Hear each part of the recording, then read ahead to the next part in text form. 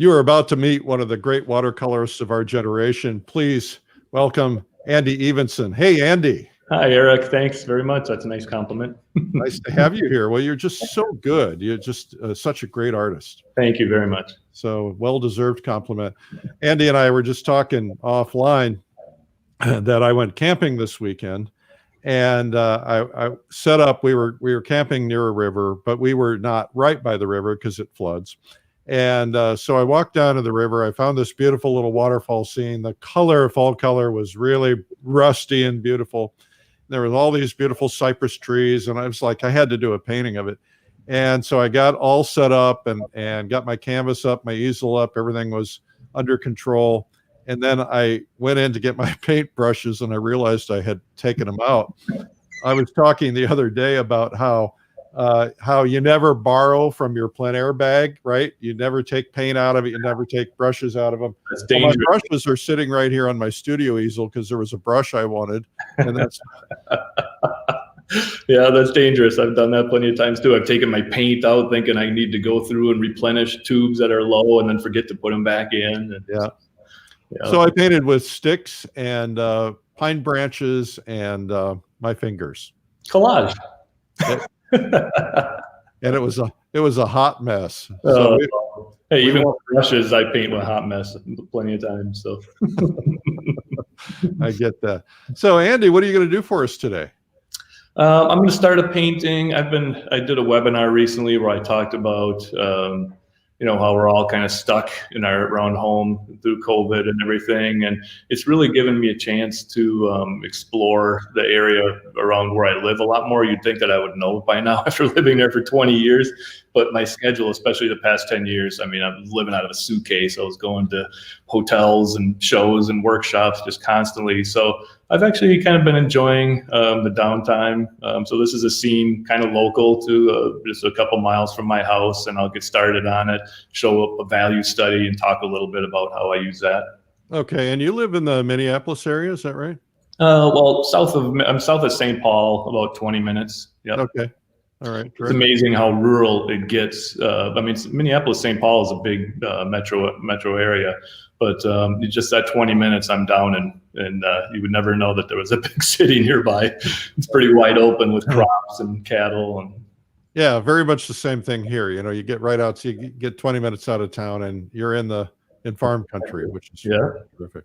It is. Okay, so we're going to be, why don't we do this? You can go ahead and set up your camera. I'm going to step off, do a couple of announcements, and then we'll be back with you in just a minute. Great, thanks. All right. So day number 236. So what that means is we've been here for you every day since essentially coronavirus quarantining began, at least maybe not where you are, but where I am. And the goal was to be here for you, give you something to think about, get you excited about art, and just show up every day. And so we've been now 236 days, most of them in a row. I started taking weekends off about, 2-3 weekends ago. And we are still doing 7 days a week, though. I'm hosting a video for you every day. We've produced over 600 art instruction videos, and we have all the greats, and we were able to present those to you every day. We're giving you samples of one of those videos so you can get inspired and maybe learn to paint for the first time, or maybe it is something about just growing as an artist or looking at different ways of doing things. And so we're trying to be here for you and to keep yourself upbeat and positive. I was reading an article this morning about the things that we need to do. And this was from some psychologist, and it was really remarkable how the things I've been telling you to do for the last 7-8 months have been the same things they're saying, which is basically do something fun for yourself. Make sure that you don't consume yourself by, just becoming a news junkie and getting all worked up and worried about the news with the world events and everything that's happening around with COVID. And of course, keeping your head in a positive place. And so we've been here just trying to do that for you, help you stay in a positive place. And I think that it's working. We're hearing from artists literally all over the world who are are digging this, and so we're going to keep doing it. We don't know how long we'll do it, but we're going to keep doing it as long as we possibly can. It's a lot of fun. So welcome. If you are in the comments section, make sure that you go in there and leave a comment. Every day we're picking out some winners, and we're trying to give away some prizes. And the way to do that is just to leave a comment. Now, we have a prize today. The winner of my book, Make More Money Selling Your Art, is, oh, it says by Eric Rhoads. That's me. It's Jenny Stoker from Ohio. So Jenny, congratulations. We hope this book is helpful for you in getting your art career started. We like to help people. We do all kinds of things. We have a free blog. It's called artmarketing.com. And you can go there, and I blog a lot on art and how you can sell it and different things about that. So you can go there and check that out. Now, we're going to give away a pair of value specs for tomorrow. Value specs are basically glasses that help you see the lights and darks. They basically kind of cut out the colors so that you can kind of see how things should look from a value standpoint. So check those out by get a comment. Let's put a comment in the section, and then we'll grab comments. And please tell us where you're from. If you're from outside of the country or anywhere, we just kind of like to see where you're from. I want to remind you guys that the $15,000 Plein Air Salon, it's actually $30,000 in cash prizes, all cash, and $15,000 to the grand prize winner. 11:30 is when that your entry needs to be in for the next Plein Air Salon competition. So get that in. You can follow me on Eric Rhoads, at Eric Rhoads on Instagram or Facebook. If you haven't, do that. Also, if you have not yet subscribed on YouTube, that would be really helpful for us. We'd appreciate it. And it's actually going to be helpful for you too, because what it does is it helps you to make sure that you get these automatically. They come to you automatically every day, and that'll get you the 3 p.m. videos and these videos. And I think we're at like 59,000 subscribers. We're just about to hit 60. Target is to try to hit 100. We're getting an average of 10,000 people a day watching these, we've figured out. And that's not including Instagram, so it's probably a little bit more than that. So by the time the replays are done, all the platforms, we're being seen by roughly 10,000 people. Thank you for that. Our height, I think we had one go up to 16,000, but our average is 10,000. So that's pretty cool. And we're really appreciative. That's something we love doing. We would like to encourage you to get this free video from us. You can get it in streaming or DVD. It's called 97 Amazing Painting Secrets from the World's Best Artists. We just did a compilation of some of the things out of our video that we thought were helpful. And it's about 2 hours long, and it's yours as our gift to you. Just go to 97tips.com. You get the streaming for free. You get the DVD for free. But if you want it DVD, you have to pay for the shipping, which is like $6 or something like that. So anyway, pick it up. I also want to mention to you that today at 3 p.m., we're going to have the great Neil Patterson on. He's going to do a painting of aspens in the fall, which is really kind of a nice thing this time of year. It's probably a little late for that in Colorado. But that's today at 3 p.m. And this is a classic that Lilidol produced many, many years ago, but still very relevant. And of course, Neil is an OPA master and someone that you want to see. He's going to do this painting, kind of hard to see it on the screen. It's a small postage stamp, and it's from this video. And of course, we'll be giving discounts on that all day long. So check out Neil at 3 p.m. Last but not least, I want to mention to you that we're doing an event called Watercolor Live at the end of January. Chances are we'll be in some form of reduced work schedule or lockdown or something, but maybe not. And even if not, you can certainly watch this on replays. But we have some of the world's finest watercolor artists gathered, including our guest today, Andy Evansen. But you can see that there's just a tremendous number of people. I'm going to go through the names real quickly, just so that you can see who they are. I'm not necessarily going to read every name. I'll make commentary. For instance, Angus was on the other day, and he's from Scotland. So we've got just so many really terrific artists and lots of different styles and approaches to watercolor. And it's a great opportunity to see some of these wonderful approaches and some of these great painters live. It's going to be 4 days long. There's a beginner day of 1 day which is a separate for beginners. And then that'll teach you the basics. And then you can, of course, go and subscribe to or be a part of the other 3 days if you wish to. And we have a 100% money back guarantee. If you watch one day and you don't feel like you got your full money's worth in that one day, we'll refund you 100% of your money, because we want to make sure that you're having a great experience. And we have just a terrific lineup, of course, including Andy Evansen. We're going to get right now back to Andy. Hello, Andy. Hi, I'm back. You're back. So I'm curious to see your setup. It looks like you've got a mirror over your table. Yeah, that's just remnants from seems like eternity ago when I was actually teaching in-person workshops. And that's the difference between teaching watercolor workshops and oil workshops. You know, oil artists can have their painting vertical, you know, on an easel in front of the class, but we're forced to work on a flat surface. And, you know, without having people crowding around the table, this way they can sit in a viewing area in front of me and see what I'm doing up in the demonstration mirror. Kind of like a cooking show. Exactly. People always bring that up, the cooking show thing. Yeah. Well, I think we all saw it at the home fair or something, you know, when we go to home shows, and they were like, it slices, it dices. Exactly. Yeah, I'll be doing some slicing and dicing myself here today. So. All right. Terrific. Well, so what camera do you want me to bring in? Do you want me to bring on the yep, switch over to Laura's if you can. There we go. All right. So I'm gonna drop mine out, and we'll put this one on, and we can see you and hear you, and you can get started. Okay, I was gonna ask, can you hear me okay? Because I have my laptop fairly close. Yeah, I can hear you great. Okay, perfect. All right, so welcome everyone. This is going to be you know, a quick 45 minutes, but I'll make good progress on a painting. Doing this, I chose something purposely that wouldn't take a lot of drawing and a lot of stages, so I can get pretty close for you. But you know, you're definitely going to want to tune into the Watercolor Live event, where we're all going to be able to show, you know, the whole process and much more involved. But I'll touch on things here pretty quickly. I'm just going to show a couple examples of the kind of things that I do in my workshops here. The value study to color lessons and how I break it down. You know, watercolor is basically the traditional approach to watercolor is light to dark.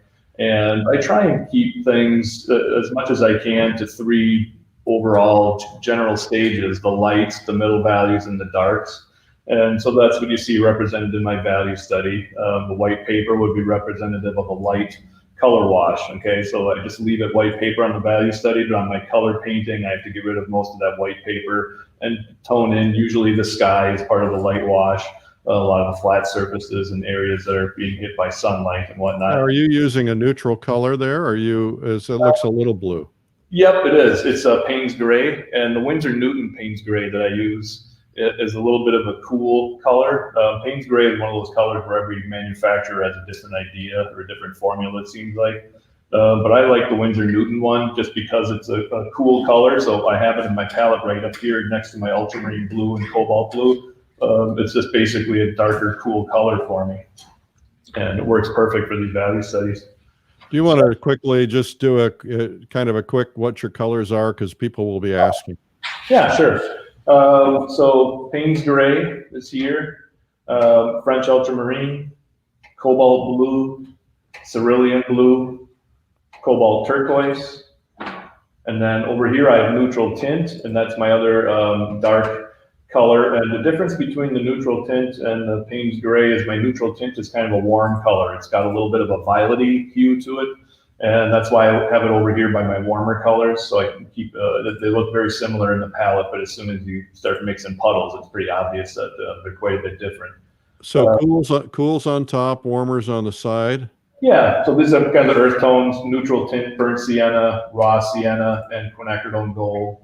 And then down along the bottom here, just kind of warmer accent colors: cadmium lemon, alizarin crimson. This is a color called opera pink. I don't use it that much. It's still a little bit of a fugitive color, but it's an impossible color to mix if you want a nice bright pink, like on a shirt or something. So I have it there just in case I need a little bit of it. So every once in a while I'll use it in sunset mixes too. And this is cadmium red light, and then this is lavender. This is made by Holbein. This is one of the few colors that I have that's not Winsor Newton.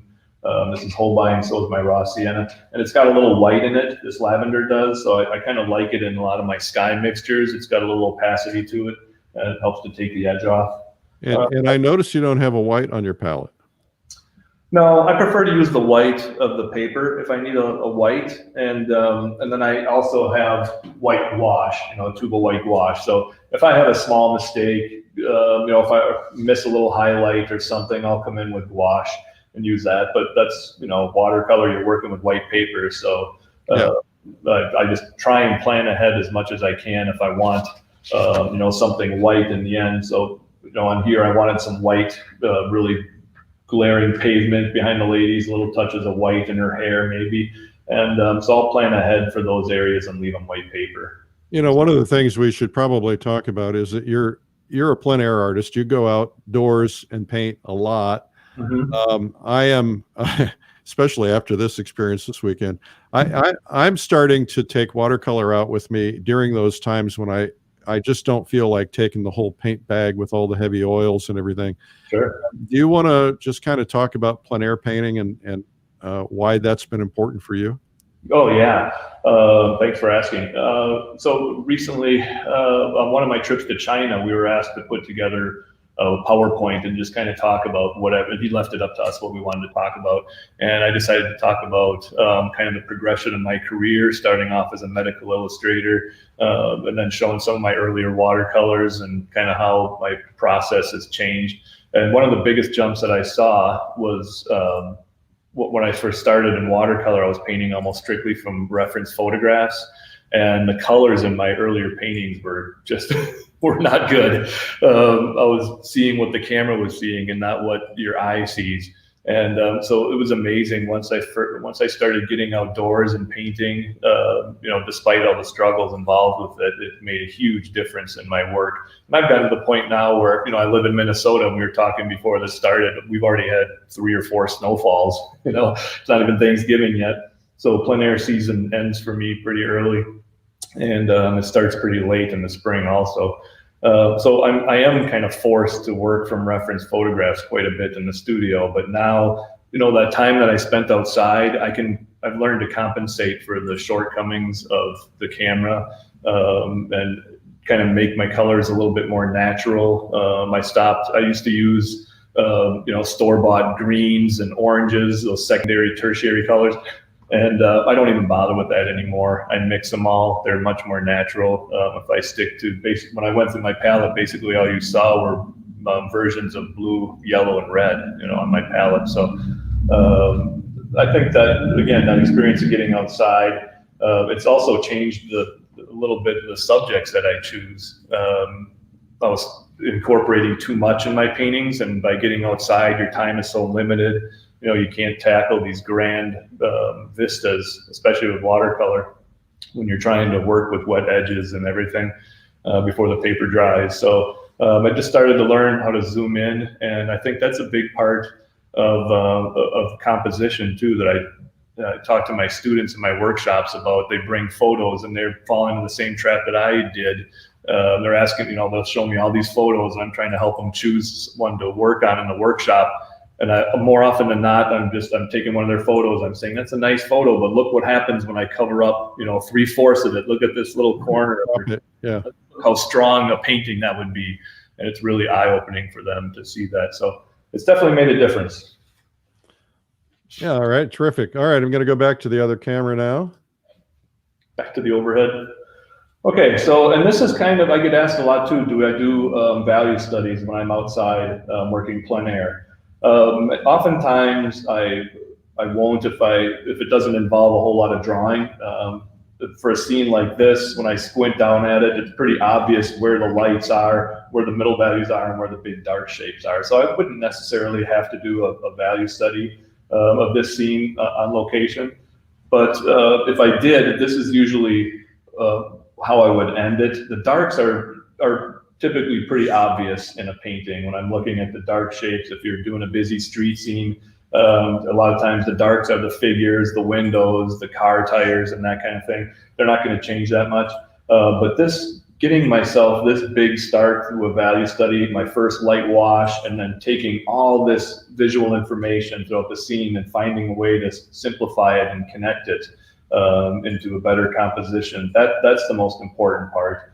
So if I do a value study, plein air, this is usually where it stops. I won't continue on and put on the little darks, you know. And again, the darks are usually smaller areas, the shadows and fence posts, and just a few small things that are typically pretty obvious. So I'm going to go ahead and start with this. Now, when I'm doing my color painting here, I've already got it sketched out a little bit, but I use both the value study and the reference photograph to make my decisions on color choices and what I'm putting where. And this first wash that I'm going to put on, I'm going to wet my paper. I like a nice loose wet start to everything, and from there on, as the paper dries, I don't really re-wet the paper that often. I like to just kind of keep working on it, and as it dries, I'm using more dry brush marks for darker trees and texture and smaller details anyways. So I just kind of keep working on it as it's drying, but I want that first wash to stay nice and loose. So I look at the areas that I left white paper on my value study. I look at the reference photo for the color that's going to need to be there later, and that's all I do in my first wash. So I'm going to go ahead and wet both sides of my paper here. I like to wet both sides. It keeps it a little flatter, and it also gives me a little bit extra time to work on it before it's totally dry. Now, for the purposes of this demonstration, I'll probably pull out a hair dryer at some point and dry it just a little bit, as much as I hate to do that. I much prefer that my paintings dry naturally on their own while I'm working on it, but when I'm doing the demonstration under the gun, I've got to speed things up a little bit, so I'll be doing that before I can get into a lot of my middle value shapes.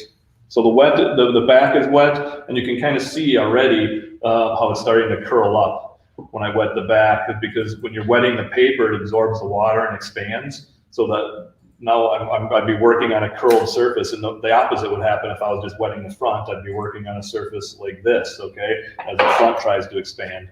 So not only does it allow me to work wet into wet a little bit longer, but it also helps keep my paper down flat on my surface. And then this way, I don't have to tape it down or staple it down. I usually don't like to do that much anyways. I'm picking my paper up once in a while and letting the colors run down and merge. I'll turn it sideways or upside down to make a certain kind of mark.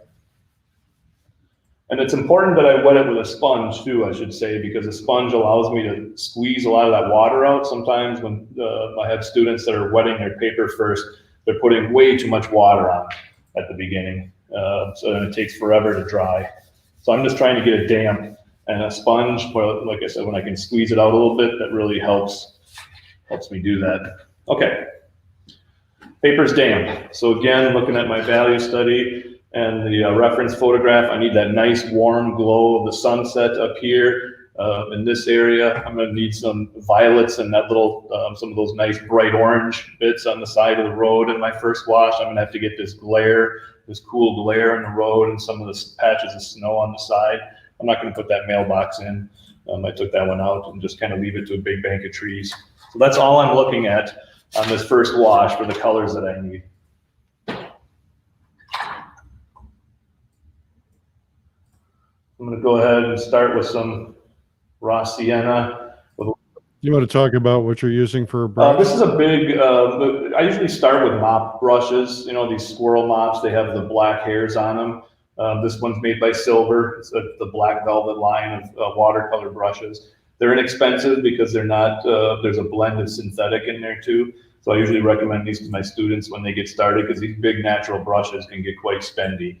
But these Silver ones, the black velvet brand, they're not too bad. And then as I work my way down to the middle value stages, I usually stay with the natural brushes.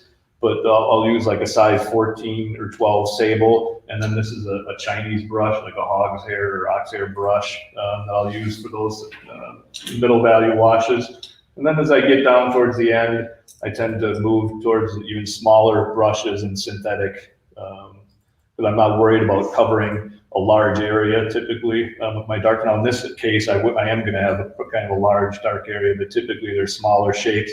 where I'm drawing them more and I want a little bit more control, so I'll use a synthetic brush. Okay, great. Now this light wash, this throws a lot of people off too, because watercolors, we all know, phase as it dries, and it lightens up quite a bit. And it's proportional to how much water you're putting in these washes, okay? No wash has more water involved with it than this first wash that you're putting on your paper. Not only are my puddles more wet than later washes, but my paper is also wet, so it's got a lot of drying to do.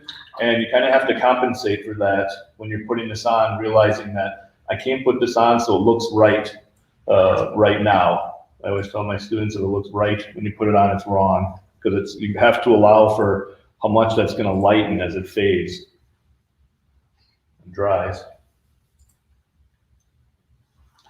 I'm going to slowly start introducing a little bit of this lavender up at the top here too, keeping it warmer down at the bottom and cooler up at the top, just slightly. Overall, it's still a warm glow, but I'm going to slowly get to that violet as I go up here and merge it down into the warms that I just put on.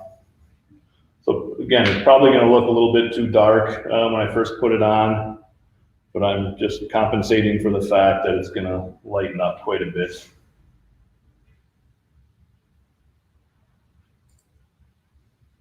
And that little bit of pink that I put in is a good transitional color, so you're not getting green in there. Also, if I had to go to some cerulean blue or something in there, I usually would do a little bit of a transitional area where I'm putting in some alizarin crimson or lavender or something in that wash anyways.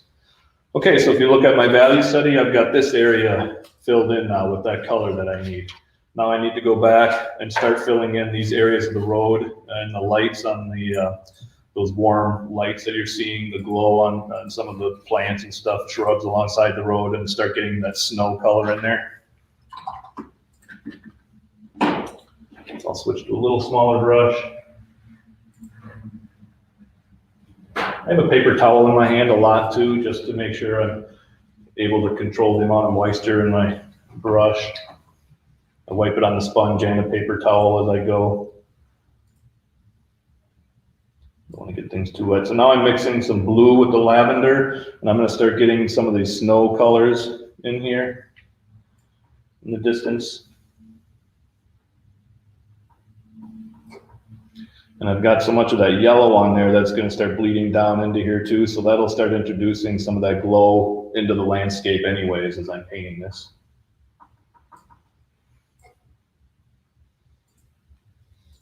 I'm trying to leave a little dot of light by that mailbox. It's not that big a deal. That's such a small thing. That's where I would come in with gouache if I needed to later. Okay, so I've got that cool snow in the distance way back on the road. I'm going to start getting some of that warmer glow into here.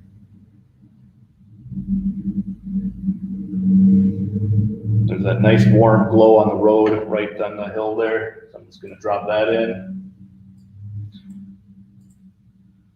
And you can start to see how everything is just fuzzing. Again, I'm not worried about detail at this stage.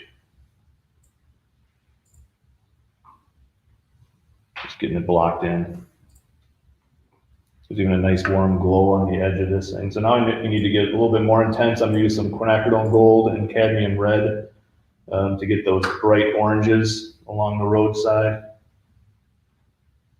Just a little bit of those colors in here.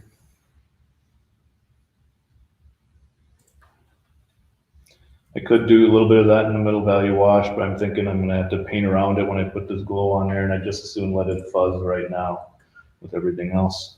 And there's some over here on this side of the road too. All right, those little glows. So I've got this white light area filled in, that filled in, the little spots of down here. Now I'm basically just getting that cool reflected snow color coming down, so I can get this off my palette. One more time, the value study. Okay, sky is filled in. This area I just filled in. Now I'm down to this area. You have to realize how much of this is going to get covered up later on with middle values and dark shapes, okay? So I don't have to start getting these colors in here just yet. I'm more worried about the spots that were left white in the value study. Back to a big brush now.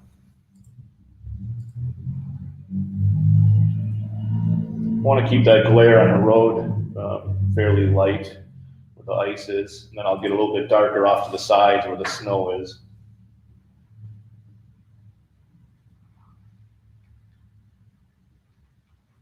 This isn't quite white paper, but it's a lot lighter than the snow on the edges. Okay, so I've got that area filled in. Now I need to deepen it some as I go to the fringes.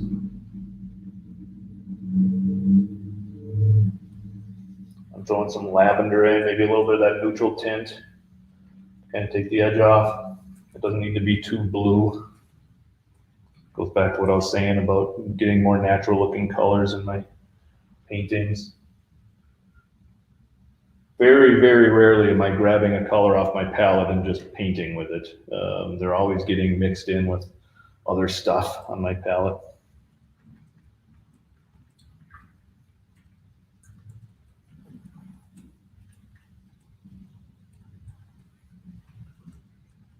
Okay, I've got that glow left behind there. That's all going to get covered up later. Don't worry about it.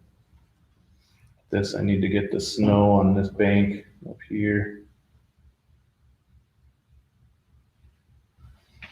Okay, I've got that little glow. Now I can come in and I'm going to just put whatever up here. Again, it's not going to matter too much because so much of it's going to get covered up. I'm throwing some cobalt turquoise and alizarin crimson in here. The direction of my brush strokes matters. Even at this stage, I'm not doing texture or anything, but I'm making sure I'm already kind of getting that forced perspective in the scene. If I do leave any white marks or anything, I want that to show through.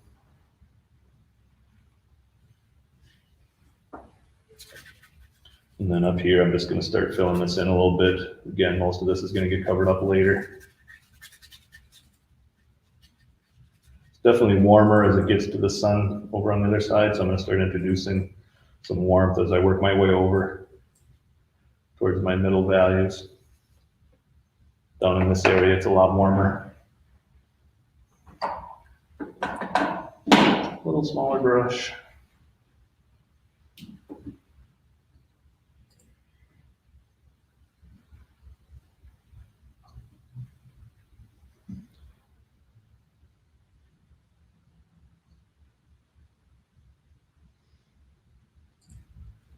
The tree is going to come all the way out to here, so I'm just kind of getting this glow in right now. Not doing the edge of the tree just yet.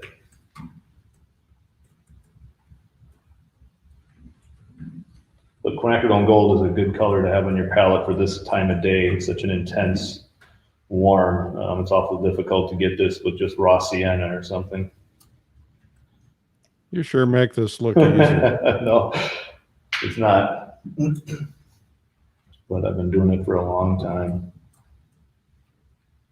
So I'm just throwing a little bit of warmer colors on the edge of this. When I paint trees in my paintings, and this is something that I picked up by really kind of studying some of my idols, the British watercolor artist, Trevor Chamberlain in particular, with all of his soft edges. I started to notice that even if the tree is going to be darker later, in his earlier washes, he would drop in a little bit of this glow on the edge of it, okay? So that it's not just one harsh shape at the edge of the darker shape later. You're gonna have a little bit of that glow on the edges of it because it's a shape that's alive in the scene. It's not a building, a hard edge building. This is gonna let it breathe a little bit by putting some of this glow where the edge of it's gonna be. And hopefully some of that will still be there evident later when I'm coming back in. But this is dangerous, okay? I painted this, what, 5-10 minutes ago. It's had a chance to dry. When I'm coming back in here now with this, I have to make sure that I'm using a little bit more paint and a little less water. Otherwise, that's when you get the balloons and the backgrounds, okay? So it's fuzzing soft, but it's not creating a bloom because I have that paper towel in my hand. I'm controlling the amount of moisture in the brush, and I'm also using a little bit more paint and a little less water as I come in here. So I'm using the the moisture on the painting surface to soften the edges, not in my brush. Okay, so that's the first light wash as I just kind of cover the white of the paper. Excuse me. One more time with the value study. So I've got this area filled in with that beautiful soft glow of the sunset, lavender down to the pinks and the warm glow. I've got this area filled in with some of the snow on the distant road, some of the warm colors along the side of the road for some of those shrubs. So I've got that area filled in. I've got this area filled in with the color of the snow later. So now when I paint around this later, when I put this gray color of the dirt road and the darker trees above it, I'll just paint around this, and instead of having white paper, I've got that color. Okay, so that's all this wash is for, and that's why I do the value study, because it's informing my decisions, what I put on these earlier washes, knowing that, you know, it's just basically, I'm going to be negatively painting around this later on, and I need something there besides the white paper. I've got a little bit brighter down here for the glare on the ice on the road, a little bit darker down here where that snow is going to be. Okay, so even though I'm not painting this shape yet, it's still informing my decisions right away from the lighter wash. Okay, now I have to apologize because I need to do a quick little hair dryer blow on here. I just needed a little bit drier so I can make some progress. Do you want me to turn my speaker all the way down so you don't have to hear that for a second? Yeah, I'll tell you what, I'll just mute you, and then people can kind of watch what you're doing, and I'll give a little play-by-play here. All right. So what Andy is about to do, I should do football. Andy's going to plug in his hair dryer, and then he's going to be going on and drying this so he can speed up. You can see, I'll put him on screen here. You can show him. He's air blowing the piece, and be curious how long it takes, but you can see it from this angle, or you can see it from this angle. You can see the hairdryer going in there. He's going into very specific spots. I think the goal is nod if the goal is to get it completely dry. I don't know if he can hear me. All right. So Andy's going to be part of Watercolor Live, and we're very excited about that. He'll be teaching a full process on Watercolor Live, and that's coming up in January. So, okay, looks like he's air drying the back now. And I got people watching from all over the world. I see Scotland, Glasgow, welcome. I saw Ireland earlier. Let's see, it looks like he's done with the hair dryer. Yes, thank you. Try to do play-by-play. You're a close pro. I think that worked out okay.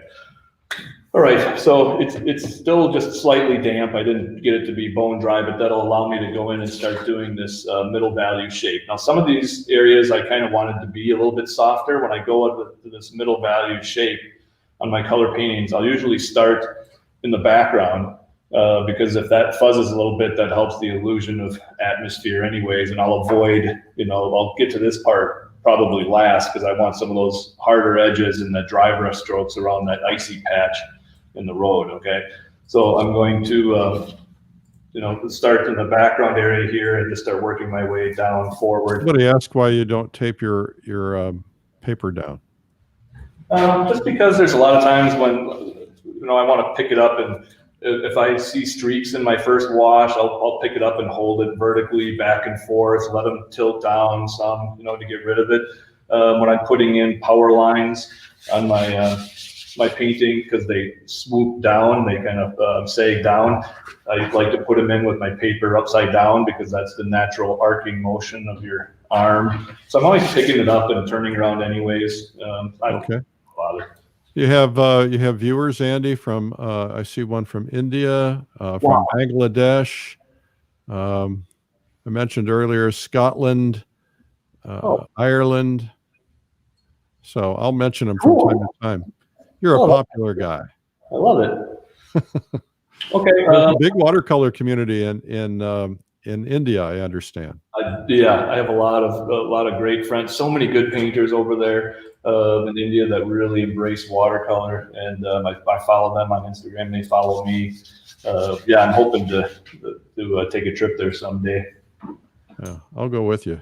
Sounds good. Yeah, Okay, so I'm going to start by mixing this kind of warm violet in the background for those trees.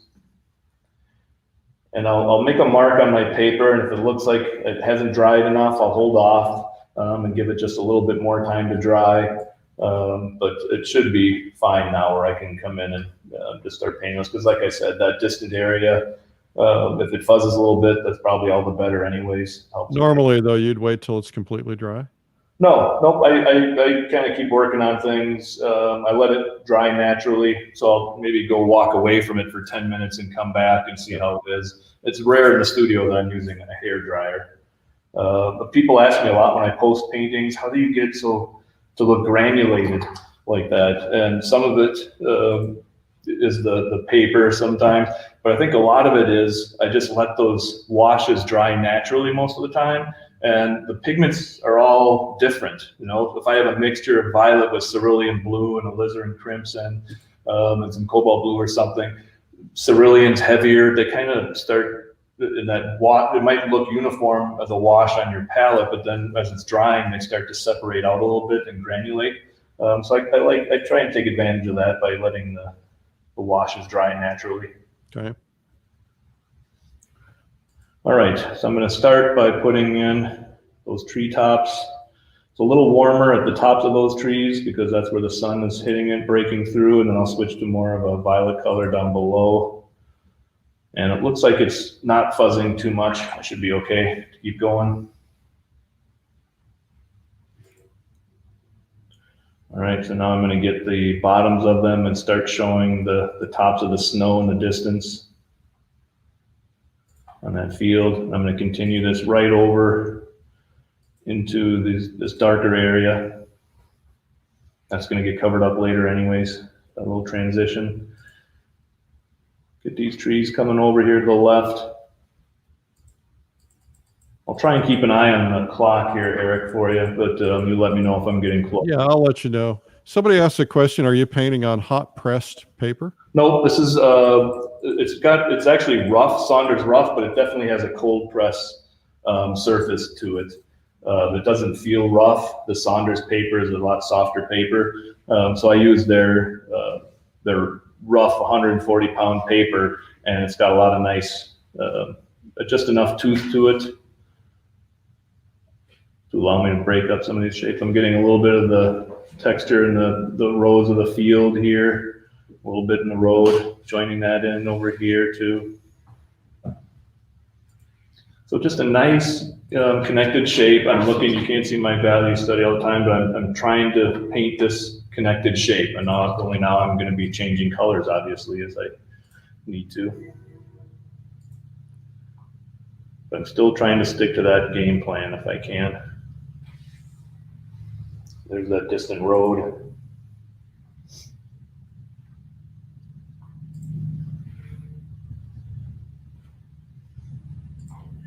And this is going to be covered up with a darker tree later.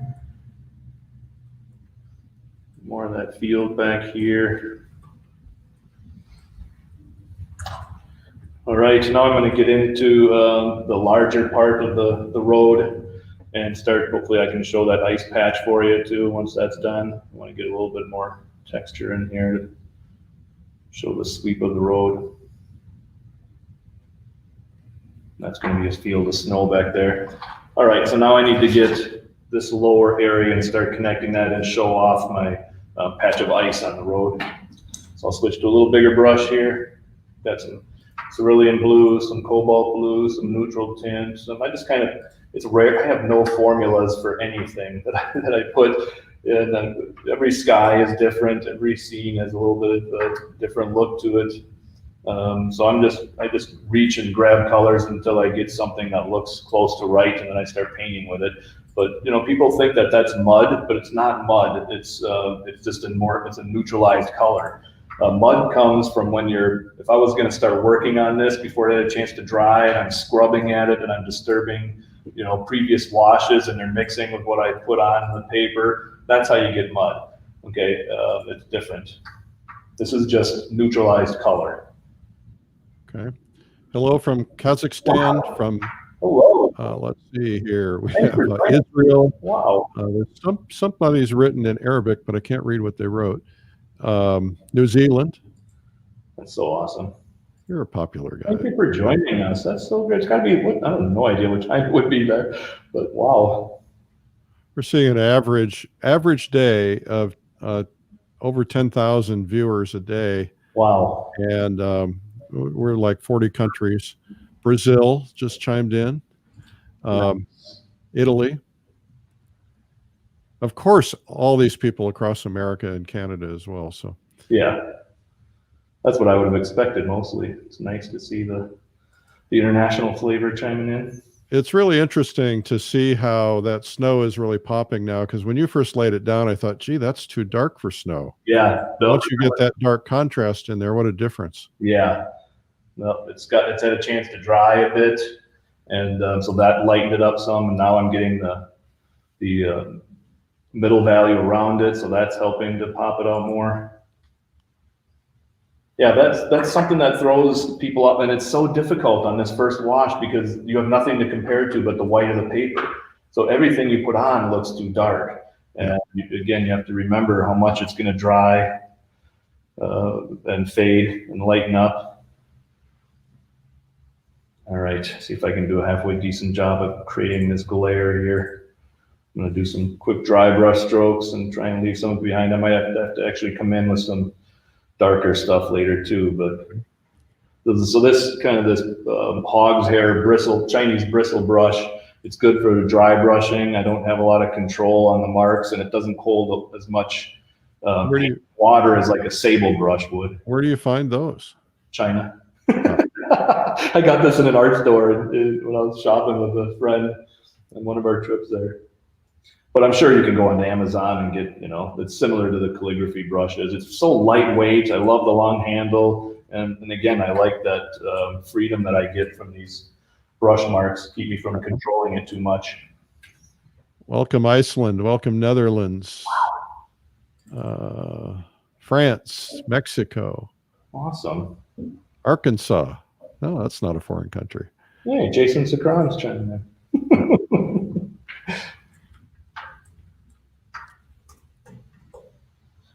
All right, and then most of this road over here is going to be darker. I can leave a little bit of that light behind, obviously, but I want to keep most of the light on the glare of the ice, so I don't want to leave too much of this open over here. And then again, I can paint around the snow on this side. Get that nice little glow right where it's hitting the driveway coming in the edge, so I can preserve that earlier color that I put down. Thailand. Wow. Jeez. Ireland. That's so fun. Switzerland. Man, they're just coming in. Love it. Another Ireland. Okay, I've got that little patch of snow here now. All right, so what's really going to help this pop is going to be the darks, obviously. I know we're starting to get a little bit closer to go time, so I'm going to go ahead and start getting this big, massive trees in right now, too. Brazil. We got about 5 minutes. 5 minutes, okay. And I would normally let you run long, but I unfortunately have a meeting I have to go to. Oh, that's fine. I knew what I was getting into. And they can tune in for Watercolor Live and get much more involved. Oh, yeah. You'll be able to go a lot more depth there. Yep. So it's much cooler down here in this area of the trees, and then it's warming up as it gets closer to the sun, obviously. So I'm starting with a lot of cool blues and stuff in here, and then I'll slowly start warming it up with some burnt sienna as I work my way over towards the sun. Do you have any recommendations for people on how they can really start seeing cools and warms? Because I know when I first started painting, it was hard to tell the difference. Yeah, it is. Boy, that's a good question. I don't know. I've always kind of trusted my eyes. I do get asked that question a lot. How do you know? Are you purposely trying to get a balance between cools and warms and all that kind of stuff? But I know it's not a very good answer, but I literally just kind of trust my eyes. And when I'm squinting down, I think a big part of it is squinting and stop, painting what you think you see. Every time I squint my eyes and it blocks out detail, I learn to see value and color shifts much more accurately than if I'm looking at it with my eyes wide open and going off of my preconceived notions of what something should be. Right. Okay, so I'm getting that dark in the corner. I'll probably have to darken it up even more later, but I'm going to start getting into, now I'm going to start warming it up slightly as I go. I'm going to start introducing some raw sienna into this and burnt sienna, and then back to the oranges and stuff too, as it gets closer to that side of the bunch of trees here. And again, that earlier low wash that I put in is important, because now as I'm painting this, if I break it up a little bit, I'm going to have little touches of orange glow showing through and not white paper. Right. It's still important to cover that, even though I knew I was going to cover up most of it later. Okay. Hello, Malta. Hello, Poland. Yes, we are live. You're watching live. A lot of people watch the replays later, though. Oh, yeah. And Andy will post the final painting. Sure. Once if we don't get it done, he'll post the final one. Yeah, I'm happy to do that. Well, I really love how that warm glow is showing through now. Yeah, just those few little touches down there. And I'm switching to even more warm colors, like I said, as I work my way to the left here now. And hopefully leave a little bit of that touch of glow at the very fringe of the tree up above, where it was in the light to make it look more soft edged. Another nice thing about these hogs hair brushes, they're great for painting that foliage where you don't want to control it too much. I just kind of push it around on my paper and let the brush do the work and keep it a little bit more random. Trees are so random, the more you try and paint their actual shape, the worse they get. So true. Okay, keep some of that glow down here, hitting a couple of branches. Get that nice warm right at the side of the road here. Oh, that really is beautiful. Thanks.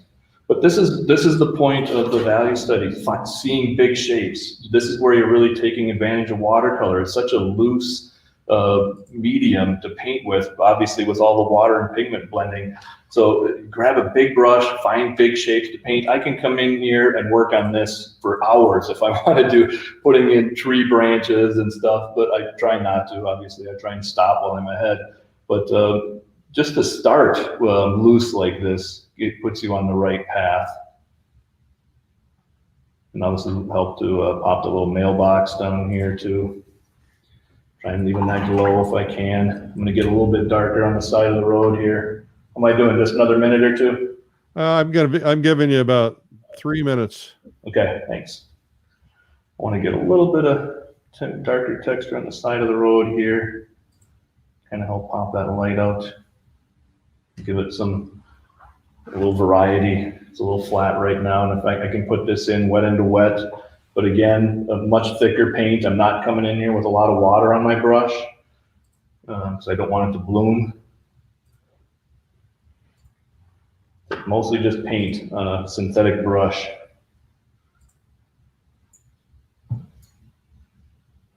Question was, how do you manage your color blooms or patchy color spots, sir? That's from India.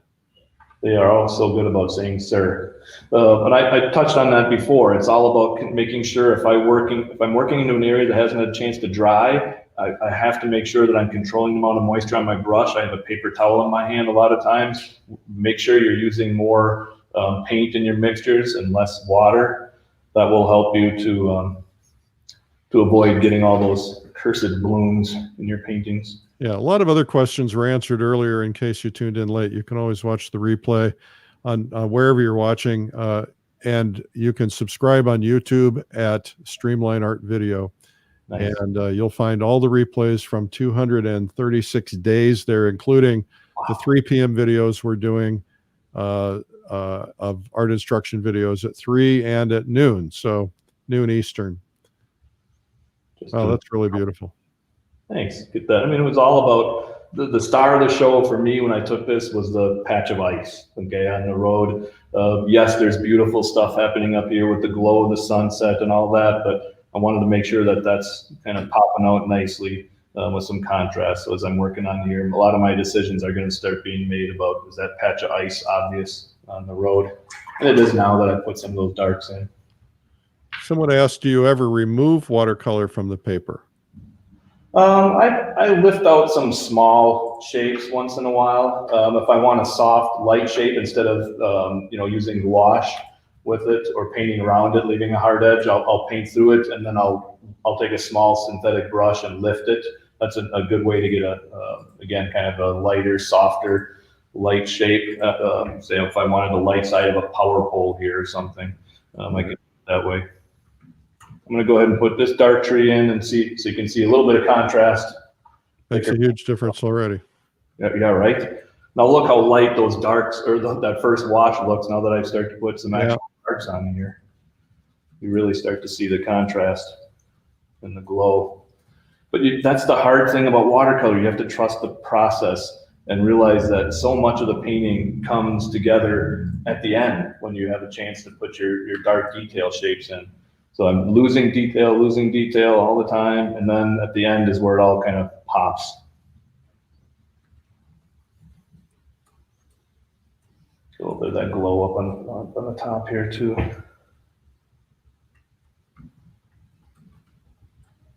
Some tree branches, I can connect them with smaller branches later. Try and make it look natural as you can when you're painting.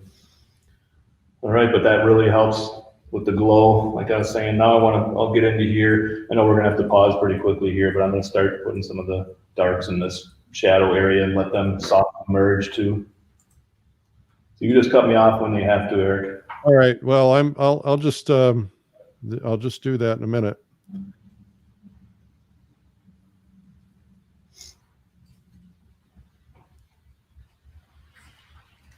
Yeah, I'll tell you, it really pops when you get those darks in there. Yep. And you always try to keep your darkest dark all the way in the front. Yeah, typically you don't want to start introducing, the darks way in the distance. And that's another thing that the camera will do. The camera has a tendency to show some of those darks way back in the, miles away, but I'm trying to come up with a better composition and create the illusion of depth on a small little piece of paper by using cool colors, warm colors, contrast, all that kind of stuff. Hello from Bombay, India. Hello, Bombay. Nice. Hello, Israel, another Israel. Wow. Thank you. That's awesome. Russia. Hello from Russia. Nice. All right. Where in Russia? We want to know. I'm going over to Russia. I'm taking a group of artists over there in September. If we're allowed. I still want to do that trip. Oh, man. Russia would be amazing. We're going to go into the small villages as well as touring and painting in St. Petersburg and Moscow. Oh, that's amazing. We have one of the Russian masters, Nikolai Dubovik, is going to join us.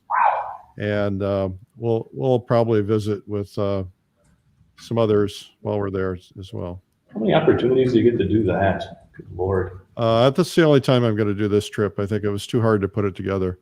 Yeah, I don't envy you for that, for sure. I have only 46 slots, and I have 350 have applied for them so far. Wow. Congratulations. Great. And I'm talking to the travel people, seeing if there's any possible way we can get another hotel or something so we can get some more people in. That's got to become a logistical nightmare for you, though, the more people that start signing up. Well, it makes me work. I don't want to work. I want to paint. Exactly. Okay. All right. Darks down there. All right. I think I'm gonna have to pull you off. Okay. I'm gonna put your other camera on. Okay. All right. Well, Andy, this has been absolutely terrific. Thank you so much for doing this. Oh, my pleasure. We learned a lot, and I hope that you'll post the final in the comments tonight sometime, or maybe tomorrow, because a lot of people will be tuning in tonight. Okay. And that's when we get the majority of our views now that people are back to work. But so post it in the comments. So I go back to just go back. Just go to this broadcast in Facebook or YouTube or something, and then go into the comments and post. Okay. In there. or you can send it to me and I'll post it. Okay, perfect. All right. Our guest today, Andy Evansen. Thank you, Andy. My pleasure. Thanks everyone for watching. Andy is going to be on Watercolor Live, where we have some of the top masters in the world for 4 days teaching watercolor in late January, including Andy Evansen, including Joe Zbukvich. Well, I'll just tell you, Daniel Marshall, Andy Evansen, Thomas Schaller, Suni Warren, Stephen Zhang, Matthew Bird, Pablo Rubin from Spain, who was on the other day, Mario Robinson, Lauren McCracken, Joseph Zbukvich, Keiko Tanabe, John Selamin, Gene Peterson, Kim Machinko, Brenda Swenson, Michael Holter, Angus McEwen, I always get his name wrong, and Linda Daly Baker. And that's going to be at watercolorlive.com. Make sure you check that out, because it's going to be a worldwide event. We're already about almost 600 people signed up, and it's not till January. So you want to be sure to get one of the tickets while you can. And you can save $100 if you get registered before December 6th. So make sure you do that at watercolorlive.com. Be sure to remember, 3 p.m. today, we have a free video sample for you. Neil Patterson painting aspens. That's on YouTube and Facebook. Same place you're watching this, at 3 p.m. Today, and that's Eastern time. We're here for you every day. This is day number 236. Reminder to put a comment in the comments section. We're going to have a pair of value specs to give away for tomorrow. Thanks again to Andy Evansen. I'm Eric Rhoads, publisher and founder of Fine Art Connoisseur and Plein Air magazine, here every single day at 12 noon. Weekdays, you can find it on Facebook or YouTube. Just search Streamline Art Video. And if you're new to us, we have a publication called American Watercolor. You can subscribe free. It's a weekly, edited by Kelly Kane. And just go to americanwatercolor.net and /subscribe. Okay. Thanks for watching today, guys. And I will see you tomorrow. And thanks again to Andy. Bye-bye.